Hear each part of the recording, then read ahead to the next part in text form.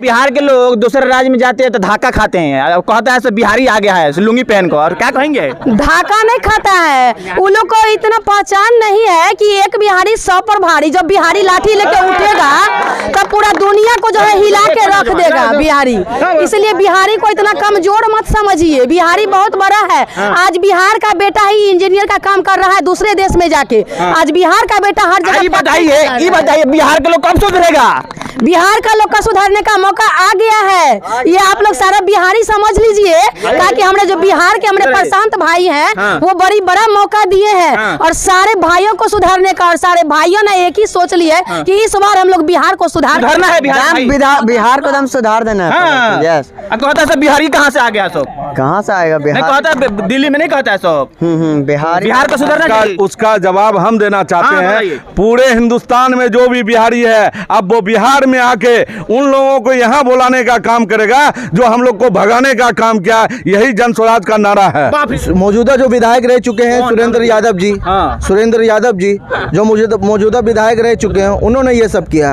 उन्होंने सिर्फ vote bank को अपना मजबूत किया है, दो अलग अलग पार्टियों में विभाजित किया है, दो धर्मों के बीच में विभाजित किया है। उनके गांव में कई चाहने वाले भी हैं सुरेंद्र यादव के, वो उन्हीं के घर में जाते हैं जो उनको चाहते हैं। वो उन्हीं के, और इस घर में, इस गांव में कम से कम 2500 घर है, उनको डोर टू डोर हर घर में जाना चाहिए था, लेकिन वो आते नहीं है। कि हम लोग उनके वोट बैंक नहीं है, हम उन्हें वोट नहीं देते, वो नहीं आ सकते हमारे पास। एम समीकरण कहते हैं लोग, जहाँ ये माई समीकरण में से सिर्फ माई हट एम हट गया, वाई रह गया। और वही को कुछ लोग हम लोग को ही सपोर्ट करते हैं। जब तक हमारी कौम ही हमारे को नहीं चाहेगी तो हम कैसे याद करेंगे?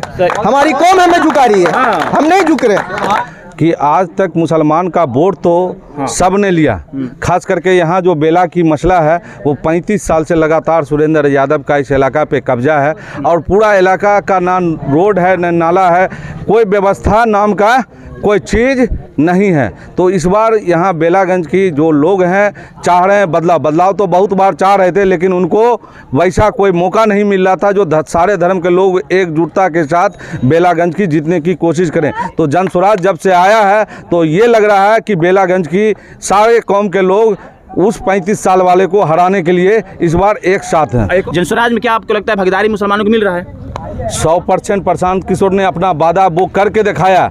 जो उन्होंने कहा था कि आपके 18% के हिसाब से आपको टिकट दिया जाएगा, अभी जो मिला है 4 सीट में 1 सीट जो कि लगभग वो 25% आ जाता। तो हम तो दिख रहे हैं अदर पार्टी को नहीं दिया है कोई। अदर पार्टी तो सिर्फ बुड़बक बनाया जा रहा है, डराया जा रहा है मुसलमानों को। अब मुसलमान डरने वाला नहीं है, खास करके आरजेडी वाला जो अक्सर मुसलमानों को इस्तेमाल करके बीजेपी के नाम से डरा के आज तक मुसलमानों का वोट लिया है और मुसलमान कौम को आगे बढ़ाने का कोशिश नहीं किया। दादा कुछ क्या कहना चाहते हैं आप?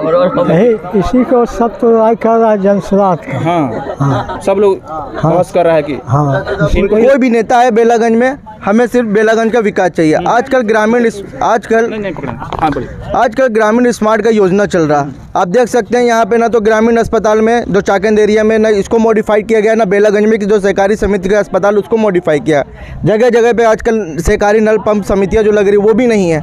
बेलागंज जो मौजूदा हालात है हमारे बेलागंज में, इन्होंने सिर्फ अपना वोट बैंक बढ़ाने के लिए बनाया है। कौन? जो मौजूदा जो विधायक रह चुके हैं सुरेंद्र यादव जी, सुरेंद्र यादव जी जो मौजूदा विधायक रह चुके हैं, उन्होंने ये सब किया।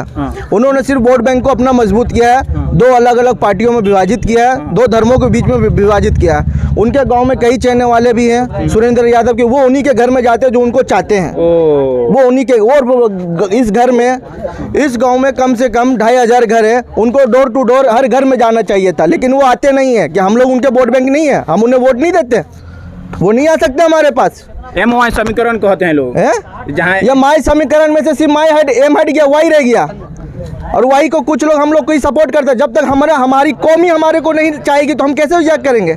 हमारी कौम हमें झुका रही है, हम नहीं झुक रहे। ओवरऑल क्या सोच रहा है बेलागंज के अवाम, क्या देख रहे हैं आप? बेलागंज के अवाम इस बार पूरा मन बना चुका है कि सारे दल को उखाड़ के फेंक देना है, क्योंकि बिहार में बहुत हो गया गुंडा राज, जंगल राज, समझ गए ना। और दिन में अभी जो नया चीज़ मेरे मुख्यमंत्री जी लेके आ रहे हैं कि ये घोषणा वो घोषणा, कोई काम नहीं कर रहा है। ज़मीन सर्वे के नाम से लूट मची हुई है कि लोग चाह रहे हैं रोजगार छोड़ के अपना कहीं से बाहर से आके ज़मीन सर्वे में आ रहे हैं और उनसे पैसा कमाने का काम किया जा रहा। उन्हीं की ज़मीन, उन्हीं को डराया जा रहा कि आपकी ज़मीन चली जाएगी।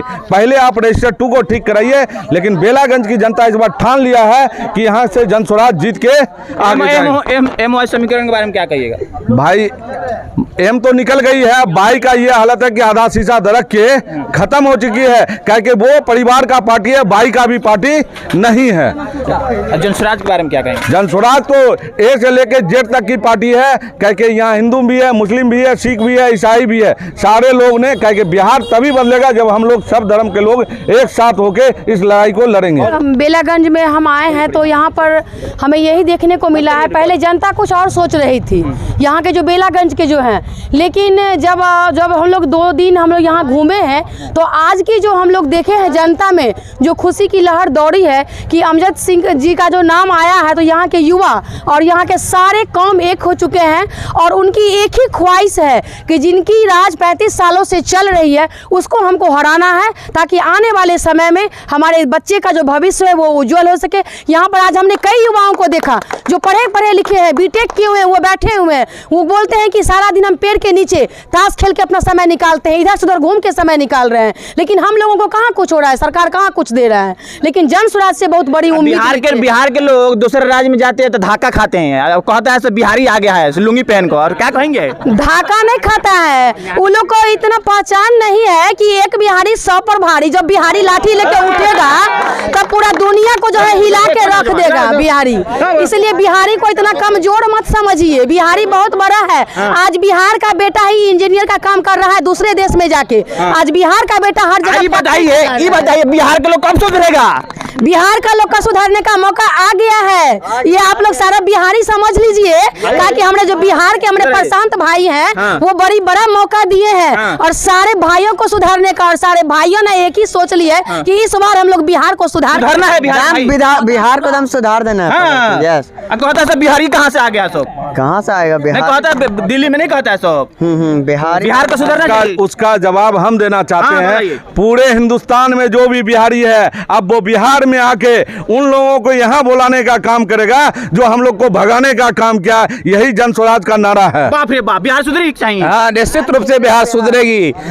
जनस्वराज आएगी तो बिहार में एक छत्रधार होगा, सबके लिए पलायन बंद हो जाएगी, मजदूरों की, यहाँ की मजदूर की यहीं पर व्यवस्था होगा, बच्चों की उचित शिक्षा व्यवस्था होगी, स्वास्थ्य व्यवस्था टनाटन होगा और सब कुछ बिहार में हो जाएगा। जनस्वराज में हो जाएगा, दम बिहार सुधरेगा। अच्छा, पढ़ाई करते हैं हम लोग? हाँ, पढ़ना है, नहीं तो जाकर मजदूरी करना पड़ेगा, है ना?